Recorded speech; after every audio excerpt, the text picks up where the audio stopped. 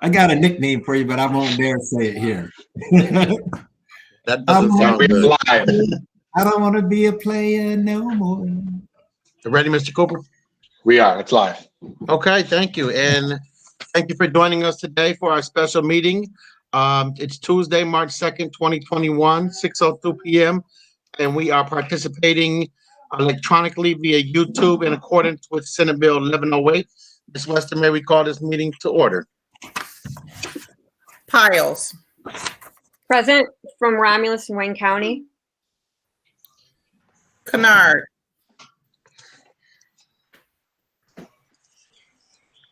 Terrell, Present, Romulus, Michigan, Wayne County. Evans, Present, Romulus, Michigan, Wayne County. Kennard. Lester is present, Romulus, Michigan, Wayne County. Teresa Beard,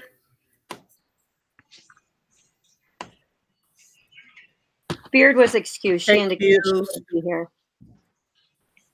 Martell, Present from Romulus, Michigan, Wayne County, via Google Meet, and we do have a quorum.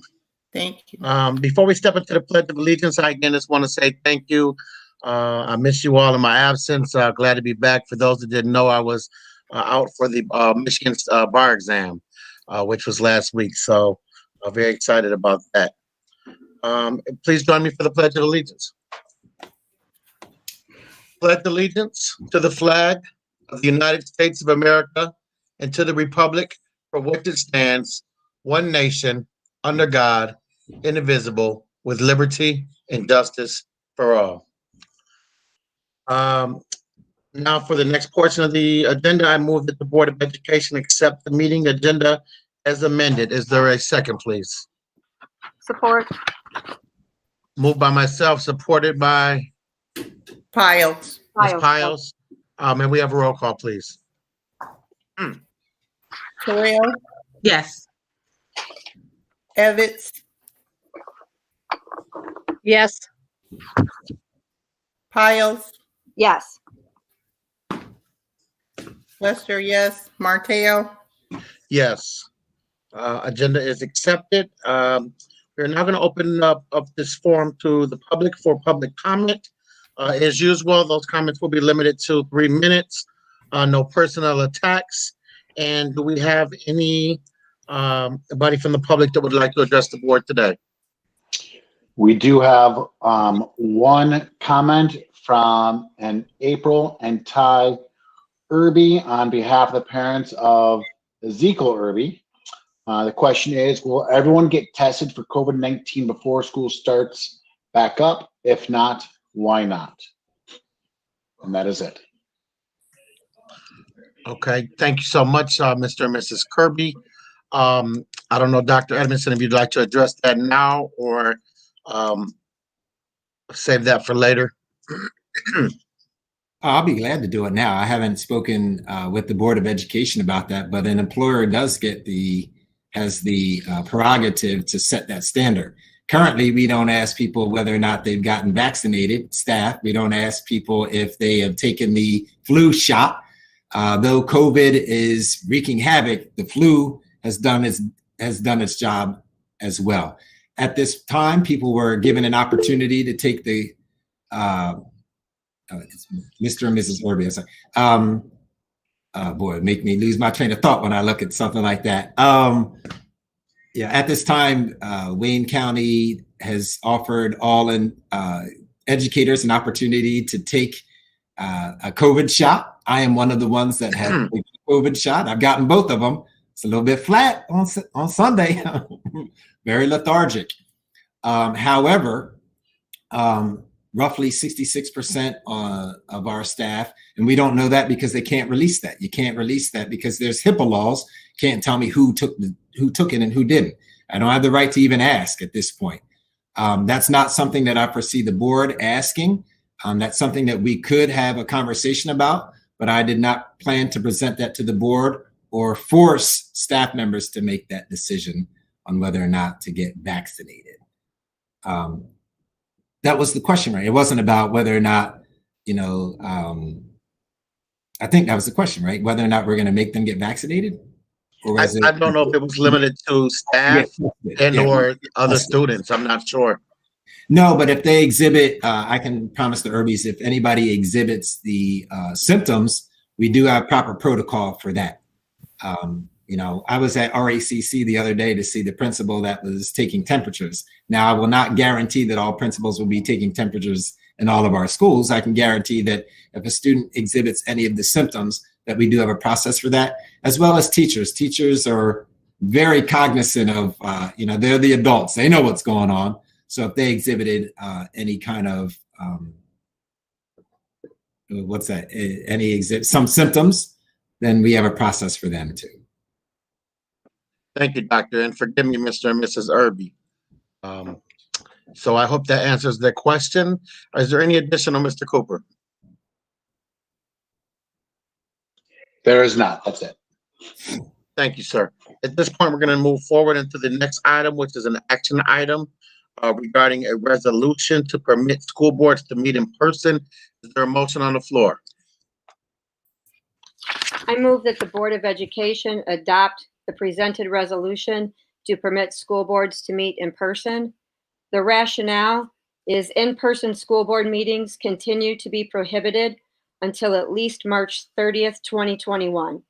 Michigan Association of School Boards has submitted a letter to MDHHS Director Elizabeth Hertel requesting the ability for boards to meet in person as soon as possible. We continue to have conversations with the governor's office and MDHHS on this issue, but have yet to see the movement. MASB has prepared the following resolution that our board can adopt, urging the allowance of in-person meetings. This resolution should be shared with the governor's office, MDHHS, and MASB governmental relations. So moved. Is there support?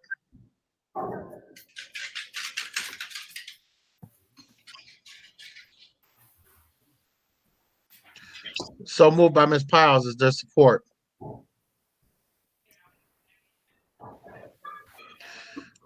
I'll support for purposes of discussion. So we're going to open this up for some discussion. At this point, is there any discussion? Do you have the resolution, President Martell? I do. Do all members have a copy? Ms. Piles, would you like to briefly go through the resolution? Sure. Would you like me to read it?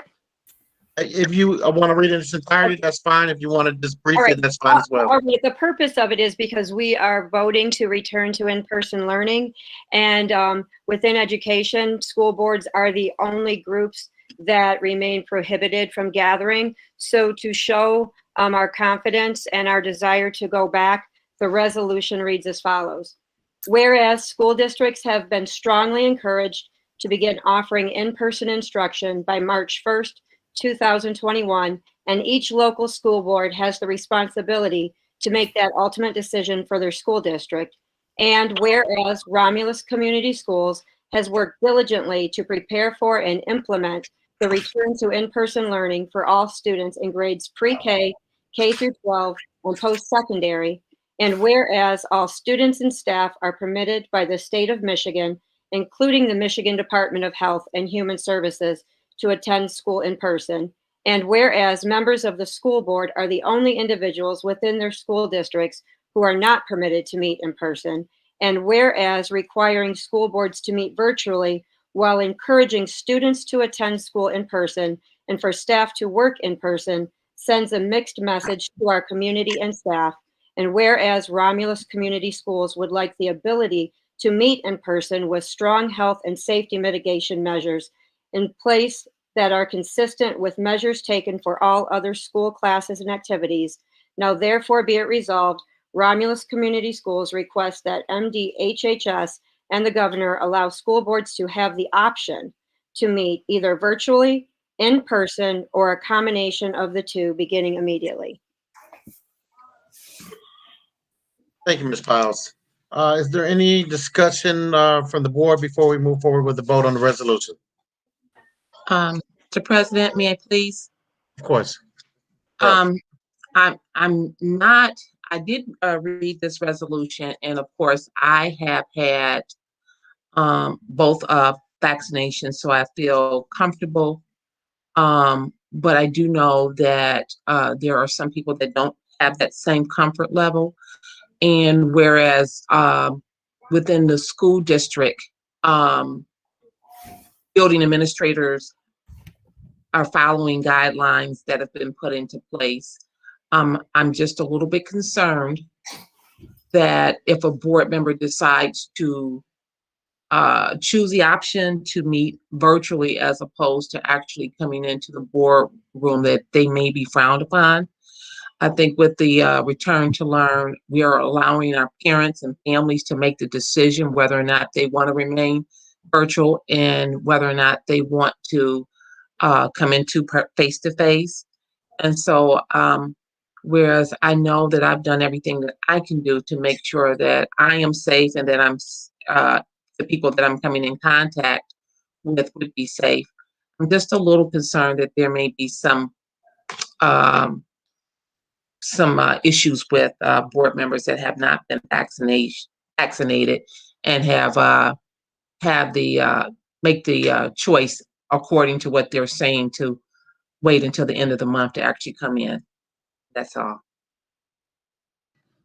Thank you, Ms. Terrell. Is there any Thank you. additional?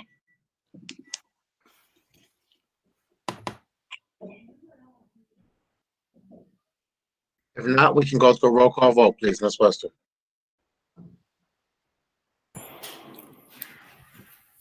Piles, Yes. Evans, Yes. Terrell, I will vote yes. Martell, Yes.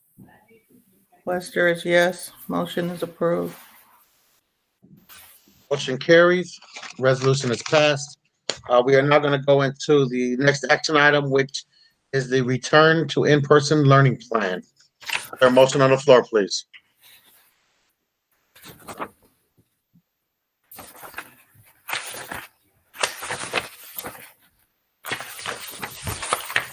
Mr. President, Ms. Wester, please. I move that the Board of Education approve the recommendation to adopt the following schedule for return to in-person learning. Phase 1, March the 8th and 9th, special education, self-contained only in kindergarten at all elementaries. Phase 2, March the 10th and the 11th, grades 1 through 5, and the 6th grade at Barth Elementary. March 11th and 12th, 6th grade only at Romulus Middle School, and 9th grade only at RHS. Phase 3 is March the 15th, will be 7th and 8th grade at Romulus Middle School, and 10th through 12th grade at Romulus High School. The rationale, Wayne County Health Department has provided vaccination opportunities for educators. Phase-in approach allows for district and schools to adjust to changes related to in-person learning in a systematic manner. The schedule provides time for an orientation and adjustment period for kindergarten, 6th and 9th grade students. Building and district plans are finalized, and schools are prepared to safely bring students back in person, including plans for food services and quarantine rooms. Parent declarations are completed and in-person learning numbers are finalized. Support. Piles. Moved by Ms. Wester, supported by Ms. Piles. The floor is open for discussion. I'd like to start, President Martell, if that's possible. Please, sir, the floor is yours, Doctor. First, I think I have to address, I will do it later. I have to address the Irbies. I was informed that the question was if we were going to test staff. Yes. Well, I will address that after, but so I want to stay on track now. Also, I think it's important, President Martell, that you explain why the prior motion failed, because I had a lot of people call me and say, well, it's 3-2, it's 3-2. Well, how did it fail? So I think we have to explain to the public why that motion actually failed, even though it was a majority. So I'm going to leave that to you. But to the board, I want to say this. A lot was learned in the last 7 days or 8 days. My staff has been working tirelessly, voraciously, and we're exhausted. We're exhausted. Every question that was asked to us after the motion failed, we worked hard to answer. I promise you that we followed all MDE guidelines. We've met, it sounds crazy, but it's the minimum standard that we put out. We've met the minimum standards for opening up schools. We've even included a lot of things that we didn't have to. Okay. We are ready to open. Okay. We've worked really hard, and I thank the board members that pushed us to be able to answer the questions. And that's what you did. You gave us an opportunity, my cabinet and the principals. We worked collectively and collaboratively to answer every and all questions that were thrown to us.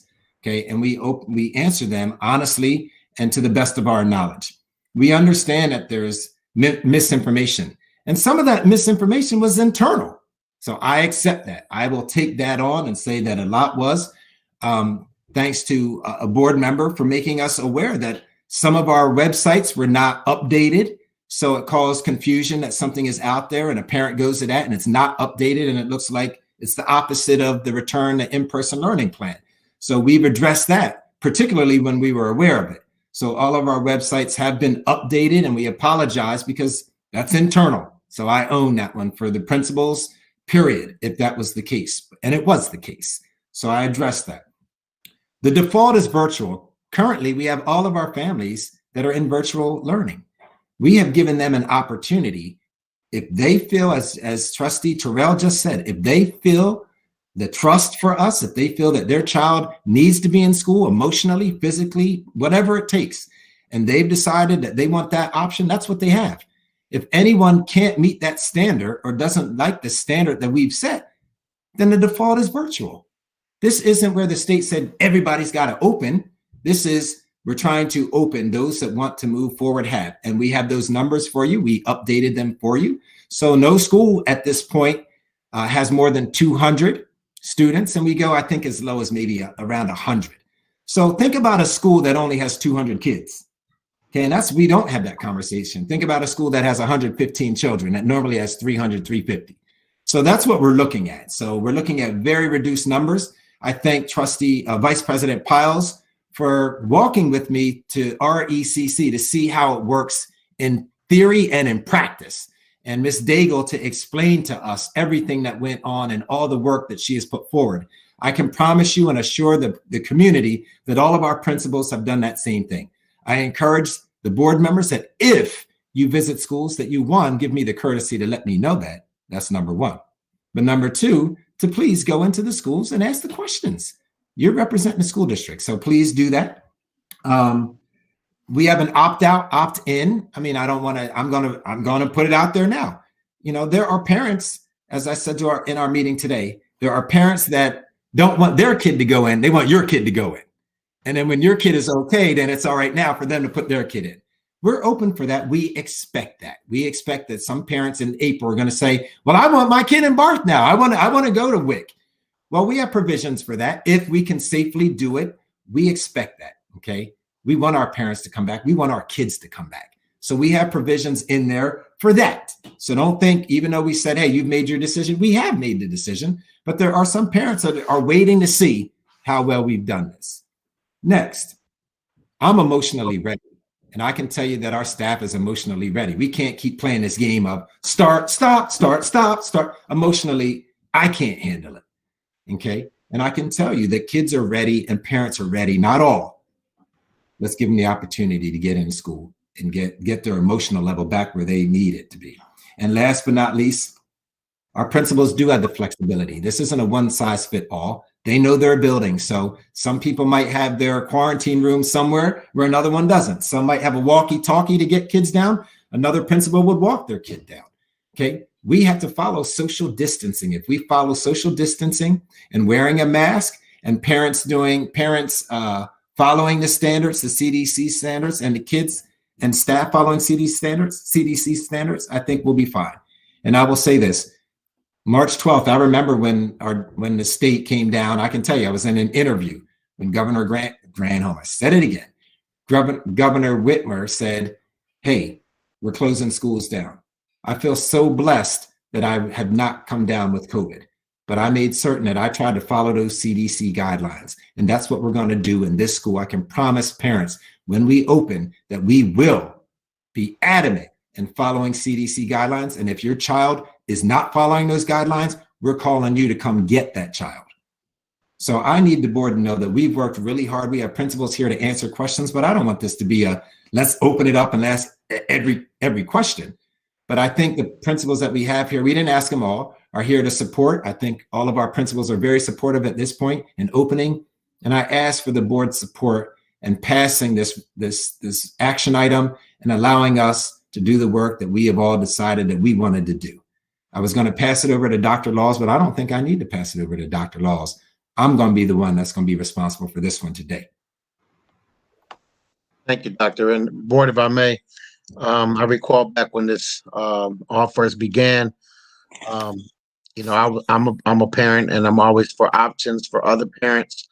However, the reason that I voted initially to go virtual was because admittedly our infrastructure was fractured at that time, right? And since that time, you know, I mean, we're solid now. If I can't think of any other word, right? I mean, I trust our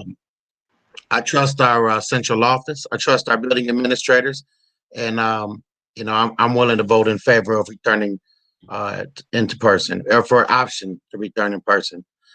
So that's really all I have to say about that. Is there any additional discussion before we go to a vote? Oh, one more thing. I'm sorry. Just to know that, you know, this affects more than just our school district. You know, we've made a lot of significant gains during this school year, and, you know, not returning to learn could adversely affect all the gains that we have made. And, you know, that's just something to consider when making a decision regarding that. So, yeah, and that's it. So is there any additional from the board? President Martell, I have a couple questions, if I may. Yes, please. First of all, I would like to start by thanking Dr. Edmondson and his cabinet. After we had our last regular meeting, we expressed concerns, and Dr. Edmondson invited me to send all of my questions and concerns to him, as well as other board members. He met with his cabinet, and there was extreme diligence in working this out. So, sir, thank you, and thank you to your cabinet for that. My questions that I have, and I agree, we do need to return to learn. Questions that I have currently, I know sometimes building subs are staffed in full-time classrooms. So is that the case in any of our buildings? And if so, are we still trying to hire permanent teachers? It's not a reason to hold it up, but is that something, Dr. Edmondson, that we could get updates on, just so we know if we're asked that we are properly staffed in our buildings? So for a yes vote, I will get you that information. Absolutely. It's not yes, but it's just right. You know, absolutely, Ms. Piles. Anytime you've asked me for information, I try to be expeditious in delivering it to you. And it's not me. I have a wonderful cabinet that we collaborate. We collaborate and we hate it on Saturdays and Sundays. None of us like it. But when we're faced with a question, or we faced with a board voting no against something that we've worked hard on, we got back together and we will, if that's something that you feel that you need, that's fine. And I remind my staff that I work for you. They don't. They work with me, but I work for you. So if that's something you want me to do, then I'll make sure that we get that for you. Yeah. It's just good to know that we're covered in the event some teachers need to quarantine, that we have backup. Thank you, sir. And my last question is, when will transportation send out the new routes to parents? Do we have a date on that? I'm certain that somebody would like to speak on that, but I can tell you this, that we've been asked by some parents, like, when are we going to get updated information? Well, when the board supports a yes, when they give us a yes vote, that allows us to move forward. I can't move forward and promise a parent anything until we get a yes vote. But I can tell you that Bill, Mr. Billy, I hear some people calling him Billy, Mr. Garland and Dr. Laus in particular, and I will say Ms. Hazlett, all three of them have worked with transportation. And that's why some of the start and end times have changed, because when we invited SFE in, which is the food service, and we've invited the transportation in, they talked to us about cleaning and how much extra time is needed to clean. So it pushes some of the times back. It's had an interference. But to my knowledge today in our meeting, we're ready to get something out. We just need to know that we are ready to start on those days. And I assure you that Mr. Garland will expedite that, and we'll make sure that we get that done. Thank And you. I Will we still want to say continue- tomorrow, if Mr. Garland, I don't want to put him out there, but I would say tomorrow we might be ready to get him out there. Mr. Garland, correct me if I'm wrong. I'll tell you that typically it takes 5 to 7 weeks to redo routes. In the summer when they schedule them, those ladies in transportation, April and Lisa and Stephanie have been working very difficult to get them done.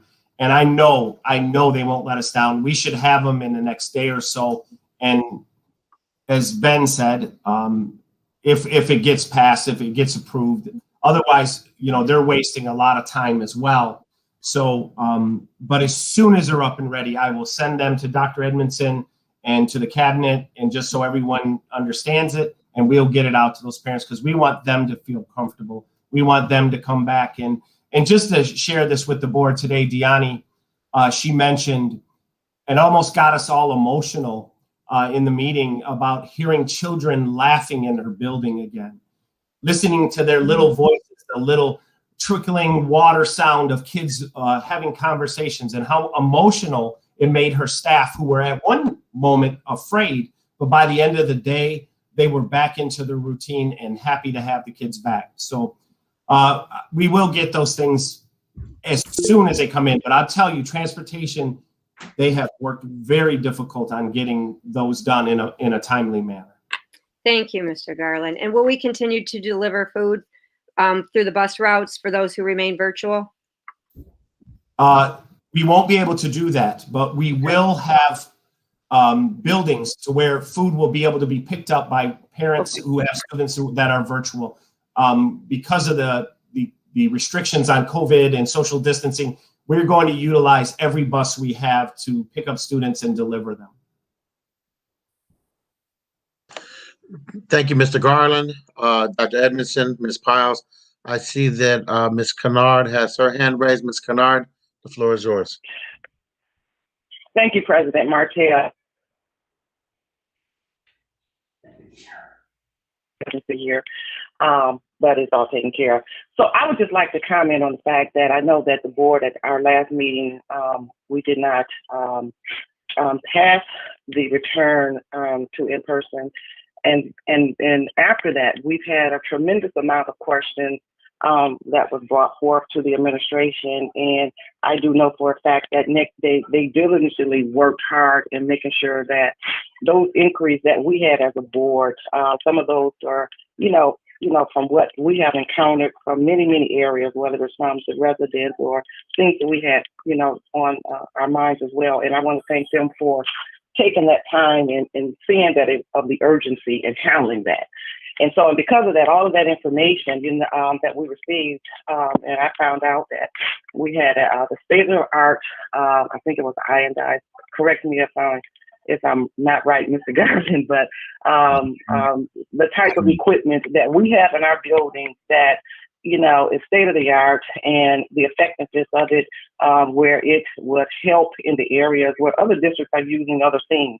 And so with knowing that, and along with all the other questions and the adherence to and the urgency in terms of what we put forth to this superintendent, and he ensured that we got the information in order for us to be sitting here today and having this as an action item. So I feel a little bit more comfortable in the fact that the wellness of our teachers, the wellness and health being of our students are being adhered to. And I'm quite sure throughout the rest of the school year, our districts and administrators will make sure that those things are being done. And so I just wanted to make that comment to say to our administrators, we are aware of what you were doing. We are aware of how you came to and the urgency of coming to answering all the inquiries that we had set before you. And of course, that's our job. Our job is to ask the questions. Our job is to, dig beyond the norm and dig beyond the standard to make sure that we as board members, when we have to make these types of tough decisions, this is a very tough decision because it pertains to life, and the well-being of everyone that's a board, that's a part of this. And so I just wanted to make that statement. Thank you, Mr. Martell. Thank you, Ms. Kennard. And thank you, Dr. Edmondson, and all of the administration and the building administrators. Again, you have my full trust as far as the process and as far as our students. Is there any additional from the board before we go into a vote? Mr. President Martell, could you, before we go into the vote, I recognize that we have 6 board members. Could you explain to the public the 2/3 majority? Would you be able to explain that, please, so that people understand why? Sure. So as it relates to Robert's rules, requires an absolute majority as it relates to these votes, which would mean that you need 4 votes as there's 7 total members to pass to pass a motion. And so that's why, to my understanding, the vote was 3-2 last time and came up just short. So again, the floor is open at this time. If there's any additional questions before we go into the vote, I would like to make sure that the board has all the questions answered. I do know that there's been significant inquiries and significant questions or answers from the administration, but I just don't want anybody to have anything unanswered as we go into this. And also, I just want to stress that, there's always room for revisions, but we have to move forward. So that's where I'm at. If not, Ms. Wester, can we have a roll call, please? Terrell, Yes. Kennard, Yes. Piles, Yes. Evans, Yes. Wester, yes, Martell, Yes, motion carries unanimously, which I'm proud to say. So thank you again, everybody, for all your hard work on this. I hope this takes a little bit of stress off everybody's chest. And, I look forward to our kids coming back into the buildings safely. President Martell, for the Irby family, no, we are not. What was the question again? if everyone was testing. No, we're not. We don't even have the capability to test anybody. I don't have that capability to do that throughout the district. So I just want to make sure that their question is answered. The answer is no. I'm not sure we have the legal authority to either, but that's another issue. So at this point, we're going to move into the next agenda item, which is the request for closed session. Is there a motion on the floor? Mr. President, I move that the Board of Education convene in closed session under Section 8H of the Open Meetings Act to consider an attorney-client privilege communication for Troon Law rationale in accordance with Michigan's Open Meetings Act enacted in 1976 as Public Act 267. All closed meetings must be called by a motion at a public meeting of the Board of Education followed by a roll call vote. The Board of Education needs to meet in closed session under Section 8H of the Open Meetings Act, attorney-client privilege. So moved by Ms. Wester, supported by Ms. Terrell, I believe. Yes. Yes. Can we have a roll call, please? Terrell, Yes. Pyle, Yes. Evans, Yes. Kennard, Yes. Wester, yes, Martell. Yes. We're going to adjourn, go into closed session. 6:36. My apologies. Thank you, Ms. Wester. And board, if we could take maybe a 5-minute break and meet in there at 6:42. I will see you all then. All the staff, thank you. Good job. Appreciate it. Thank Not as you. much stress on me now. I now move on to the millage stress. Thank you, everybody. Appreciate it. Just in time for reading month, too. Isn't that great?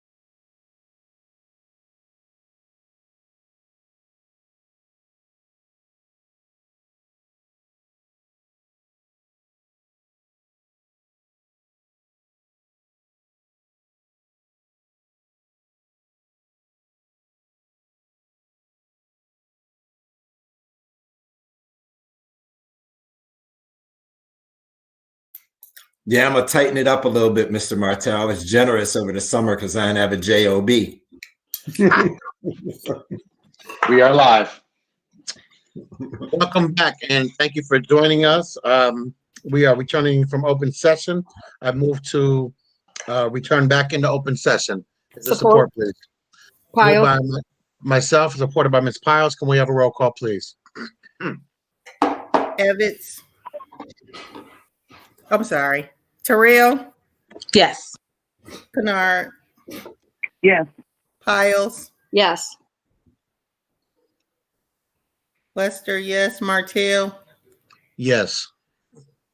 And for the record, Trustee Evans had an emergency and is not joining us for the second part. 8:14.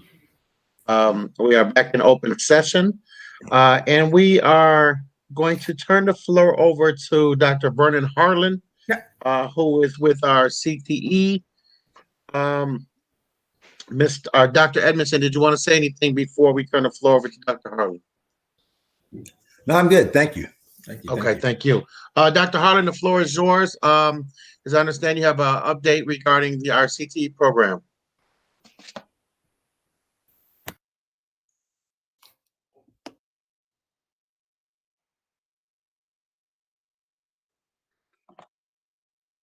And we are going to turn the floor over to Dr. Vernon Harlan, who is with our CTE. Dr. Edmondson, did you want to say anything before we turn the floor over to Dr. Harlan?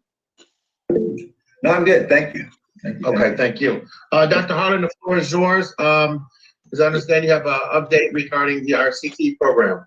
Okay, hold on a second. I just got something that says turn off my. Correct. You Turn can't off have my. the YouTube and the Google Meet going at the same time. Okay, I didn't know. I mean, I just got this here. I'm just kind of confused because 1 minute we was in closed and then I didn't even know we had another link until now it popped up. Okay, so there seems to be some questions that you want to ask me, or what's the platform here? Ms. Piles? Ms. Piles, would you like to start this conversation? So, Dr. Harlan, the board was needing updates. Board members had specific questions regarding the CTE program, questions that we had submitted to you that we needed answers in order to determine direction of our program. So we will just turn the floor over to you. You have those questions. Okay, these are the questions here, the 9 questions. Yes, sir. Okay, well, the first question you asked about the CTE budget and provide the budget for CTE. How the budget is formed is that always in the spring, there's what we call a needs assessment. And when you do that needs assessment, it tells you what you have, what we call the CPIs, which we already know historically has always had low numbers and below standards in the reading, math, and science. That is on the public website. That was in your comprehensive report to show that for many years. What it asks you is, what do you need to bring those numbers back up? After that, you make a request and justify your budgets.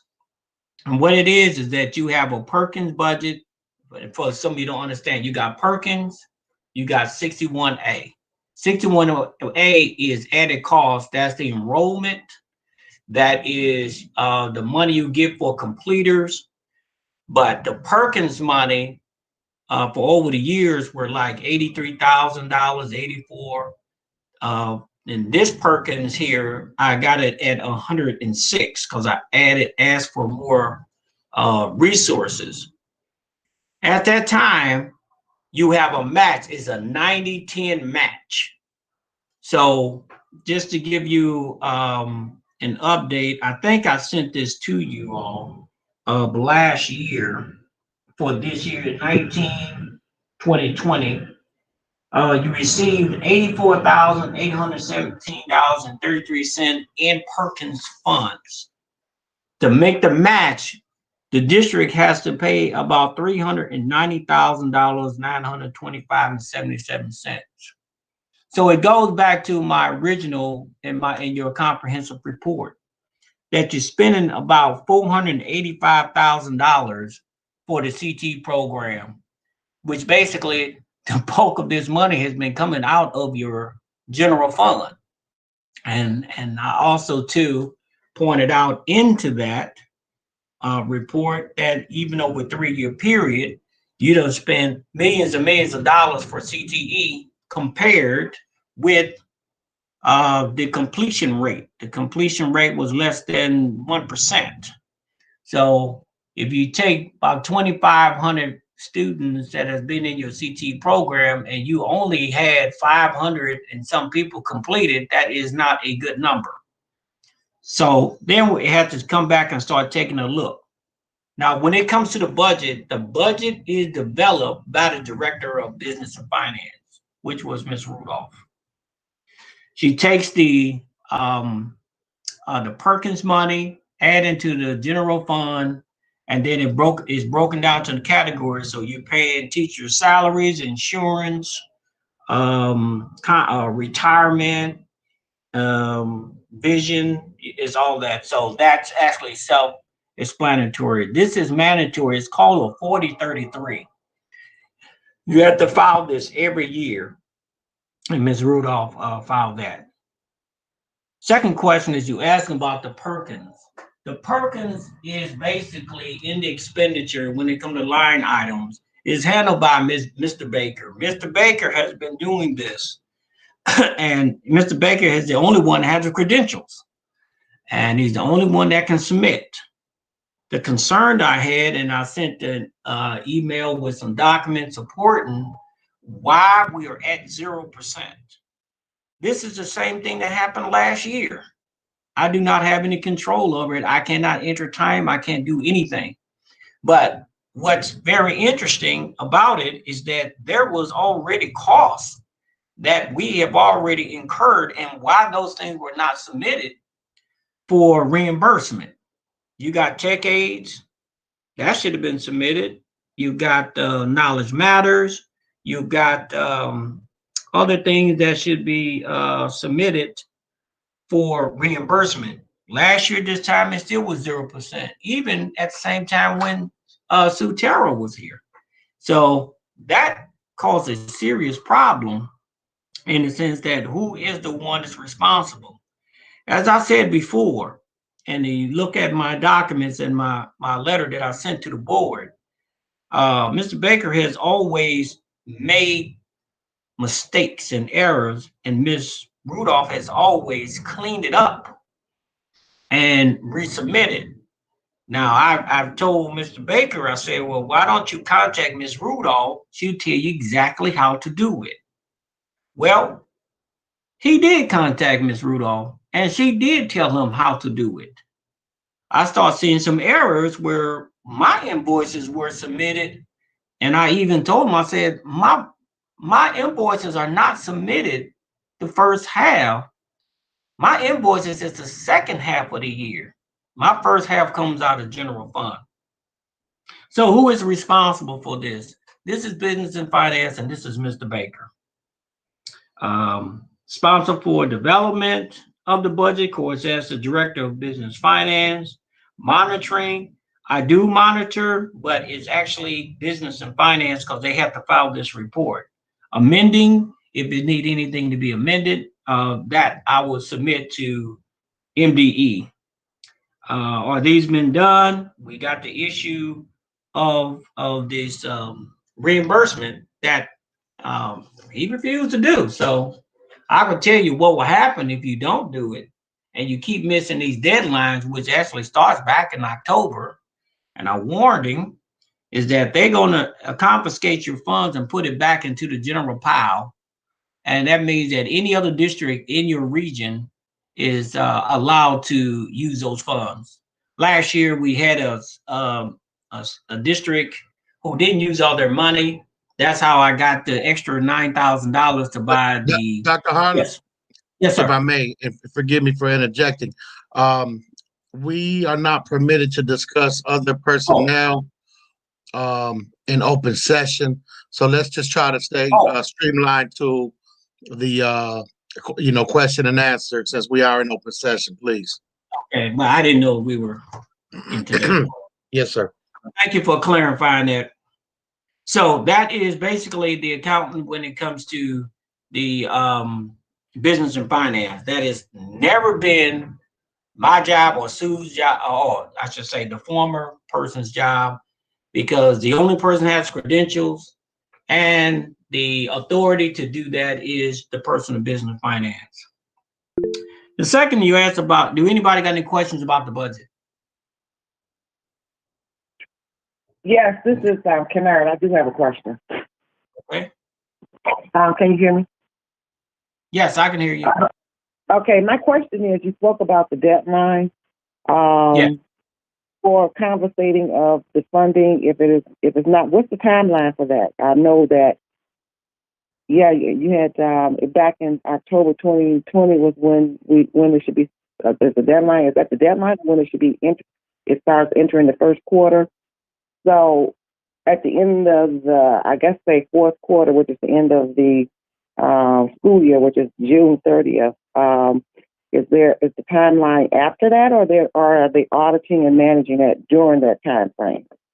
Right. One of the documents that I sent to you, I think early in January, has what we call the due dates. Right now, you should be over 50% of reimbursement. And that's what's been causing a big problem, is because you're not taking you're not submitting and draw down of your money. So that's one of the things that is a big problem. But yes, we're given those dates, and also 2 emails were sent from MDE. Well, I should say Wayne Risa, because the whole of the region, that you're not would draw down in your money, which I provided even last year. You in the same situation, and you shouldn't be in the same situation. Why you're not drawing down your money when you already incurred expenses that should have already been quote submitted for reimbursement, because these things are already in your Perkins, which was already approved. So that's what they're looking for. So that individual is the only one that can submit that. I hope that answered your question, but there is a due date. I think I sent it out to everybody of all Perkins due dates and what is required. Well, I think you halfway answered my question. My question is, the drawdown, should be 50%. When you get to the end of the fiscal year, which will be June 30th, if the drawdowns are not done, what is the timeline? When they do the reconciliation, do they pull back the funding at the end of the year, or do they give you a timeline or is it ended? Is it ended at the June 30th if it's not drawn down? What happens? Oh no, they won't let you go all year without drawing that down. They're going to actually confiscate those funds. But I'll give you some of the dates that I had on here that actually comes from Wayne Reese and MDE. In September 16, 2020, you got to draw down 10%.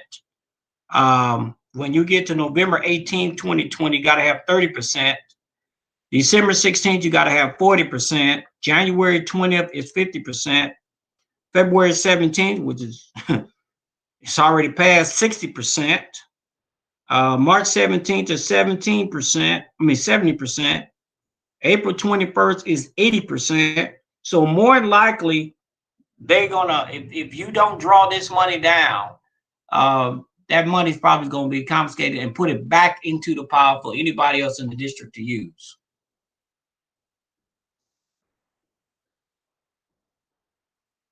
Okay, did that satisfy your questions, or anyone else got a question?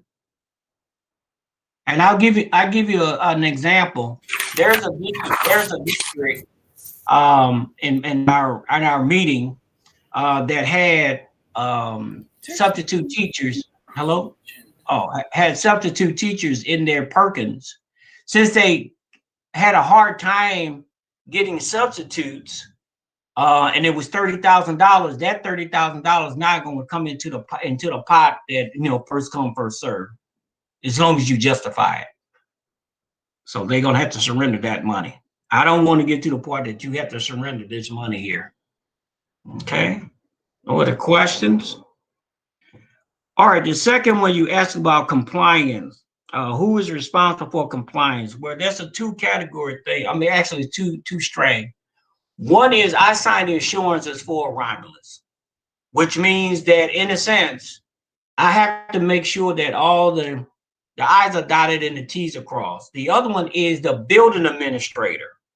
They are responsible for the compliance also too. And I think I wrote this in here before in our previous, in my comprehensive, that one of the part of the breakdowns was that you have one individual who were submitting the paperwork, but then administration wasn't doing what they were supposed to do. And that's where the break came in. Because even myself, I signed the assurances for Romulus. I cannot discipline a teacher for not submitting their paperwork. There was an incident, and I put it in a comprehensive, where there was a culinary arts teacher, never submitted any paperwork, never did anything, and it cost the district over $9,000.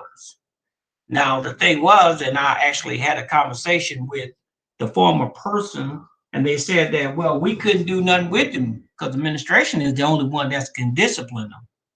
Now, the third part of that is that the teachers also too, the teacher of record signs what we call assurances.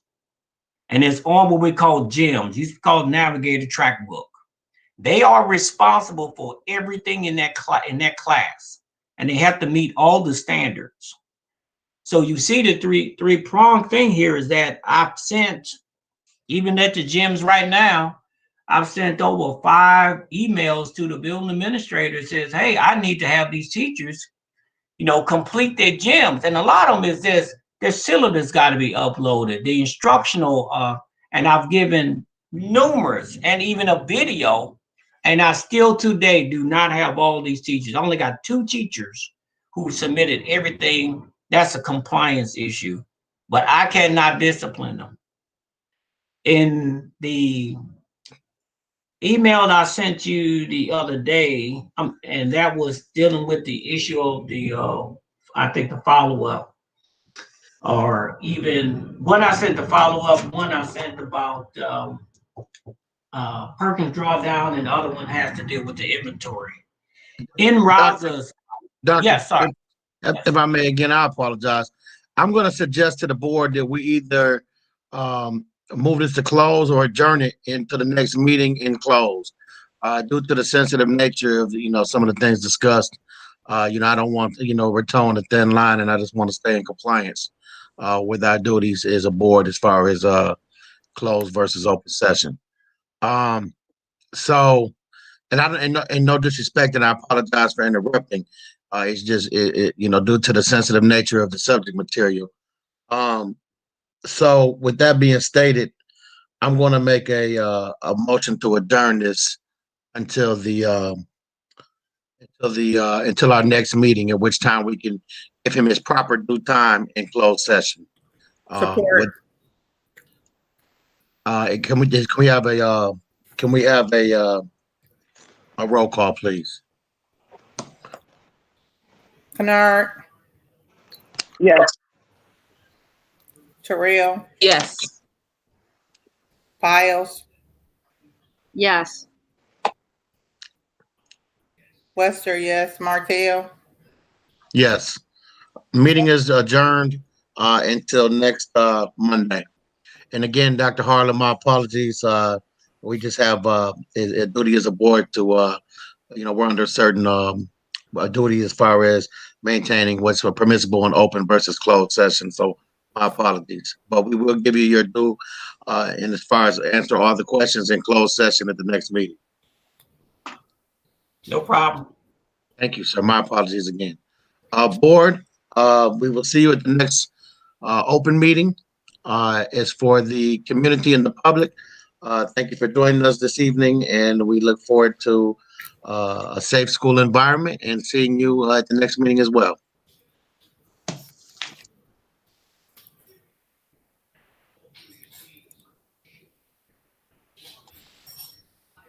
I will see everybody at the next meeting.